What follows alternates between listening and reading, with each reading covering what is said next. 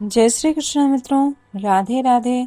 आषाढ़ मास की कृष्ण पक्ष की एकादशी को योगिनी एकादशी कहा जाता है। योगिनी एकादशी का व्रत करने मात्र से मनुष्य को 88,000 ब्राह्मणों को भोजन कराकर दक्षिणा देने से जो पुण्य फल प्राप्त होता है, वही पुण्य फल मात्र योगिनी एकादशी के व्रत से मनुष्य को स्वतः ही प्राप्त हो जाता है। योगिनी एकादशी का व्रत भगवान श्री हरि विष्णु और माँ लक्ष्मी को समर्पित है। इस व्रत को करने से भुक्ति और मुक्ति दोनों की ही प्राप्ति होती है। आइए आज योगिनी एकादशी की परम पावन कथा को श्रवण करते हैं। यह परम पावन कथा श्रवण करने मात्र से भगवान श्री हरि विष्णु और माँ लक्ष्मी परम प्रसन्न होते हैं। घर में सुख शांति एवं समृद्धि का वास होता है तथा मन को भी अपार शांति प्राप्त होती है। तो कथा को पूरा अवश्य ही सुने। कथा अच्छी लगे तो एक लाइक जरूर करिएगा और पुण्य फल प्राप्त करने के लिए कमेंट बॉक्स में जय श्री हरि अवश्य लिखें। प्राचीन समय की बात है। अलकापुरी नाम के नगर में कुबेर नामक एक राजा राज्य करता था। वह भगवान शिव का बड़ा भक्त था। प्रतिदिन उन्हें अत्यंत सुंदर फूल समर्पण करता था। उसका एक माली था जिसका नाम हेम माली था।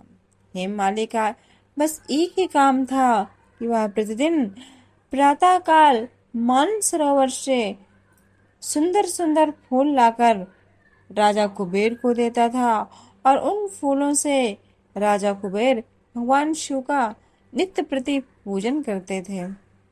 परंतु एक दिन हेममाली अपनी पत्नी विशालाक्षी को लेकर काम क्रीड़ा में व्यस्त हो गया। इस कारण उसे यह भान भी नहीं रहा कि दोपहर का समय बीत चुका है और वह कुबेर के लिए भगवान के पूजन हेतु फूल भी लेकर नहीं पहुंचा। इस कारण जब दोपहर तक हेममाली फूल लेकर नहीं आया, तब कुबेर ने अपने दूतों को भेजा कि जाओ पता करके आओ हेममाली कहाँ रह गया, वह भगवान के पूजन हेतु पुष्प लेकर क्यों नहीं आया।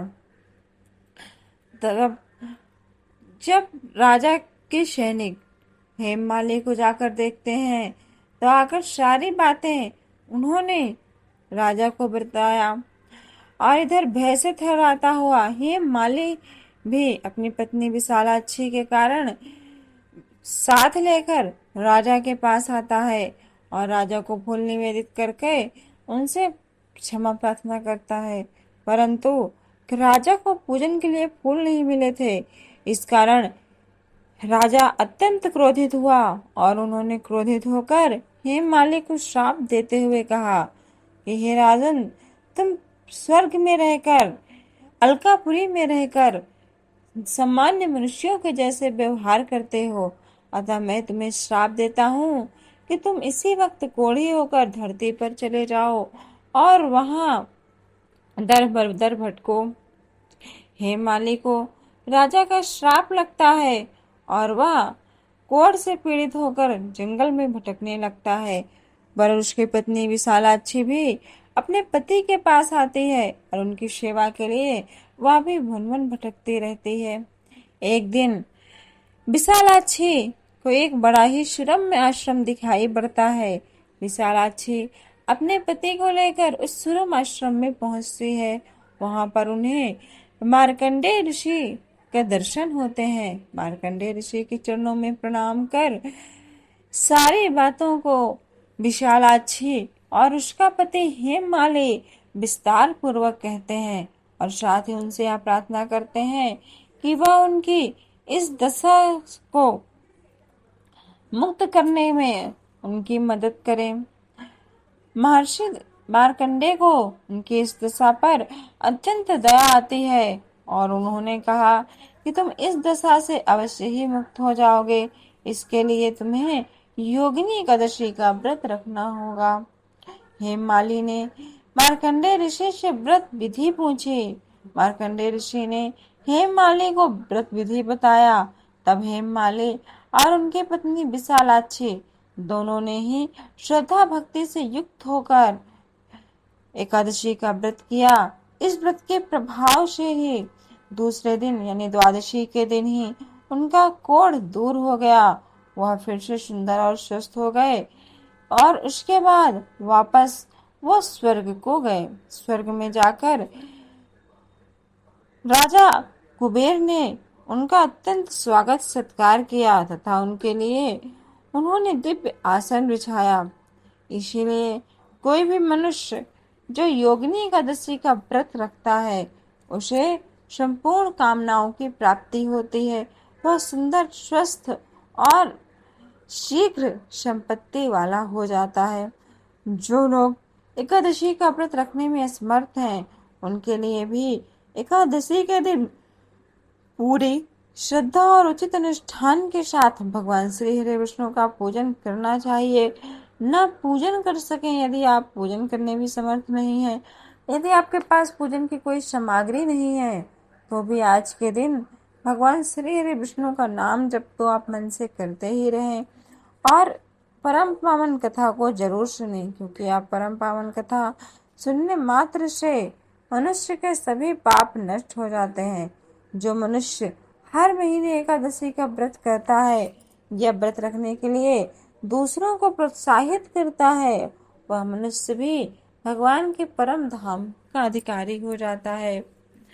इसलिए आप लोग एकादशी का व्रत अवश्य रखिए, क्योंकि एकादशी का व्रत रखने से, भगवान श्री हरि विष्णु का पूजन करने से पिछले जन्म के पाप नष्ट हो जाते हैं और घर में सुख, संपत्ति, समृद्धि बनी रहती है। यह हमारे शरीर को, मन को और आत्मा को शुद्ध करता है। जो मनुष्य समर्थवान होते हुए भी यदि एकादशी का व्रत नहीं करता तो निश्चित ही वह नरकगामी होता है। इसलिए सभी मनुष्यों को यत्न पूर्वक एकादशी का व्रत अवश्य ही करना चाहिए। एकादशी का व्रत 8 साल से लेकर 80 साल तक के लोगों को करना चाहिए। यदि आपसे भूख प्यास सहन नहीं होता तो आप निश्चित ही फल खाकर, पानी पीकर व्रत करें, परंतु एकादशी का व्रत अवश्य करें। जो मनुष्य एकादशी का व्रत भली भांति विधि विधान से करता है उसके सभी पाप नष्ट होते हैं और भगवान श्री हरि विष्णु और माँ लक्ष्मी की कृपा से वो अपने जीवन में अनंत सुखों को भोगते हुए अंत में भगवान श्री हरि विष्णु के परम धाम को जाते हैं। एक बार प्रेम से बोलिए भगवान श्री हरि विष्णु की जय। मित्रों, उम्मीद है आज का ये वीडियो आपको अच्छा लगा होगा। वीडियो अच्छा लगा हो तो लाइक शेयर जरूर करिएगा। हमारे चैनल पर पहली बार आए तो चैनल को सब्सक्राइब कर बेल आइकॉन प्रेस करना ना भूलें। और एकादशी कथा का पूरा श्रवण फल प्राप्त करने के लिए कमेंट बॉक्स में जय श्री कृष्ण जरूर लिखें। हमारी वीडियो आपको कैसे लगते हैं, अपने सुझाव, अपने कमेंट, अपनी राय आप कमेंट बॉक्स में दे सकते हैं और लाइक वीडियो को जरूर करिएगा। धन्यवाद।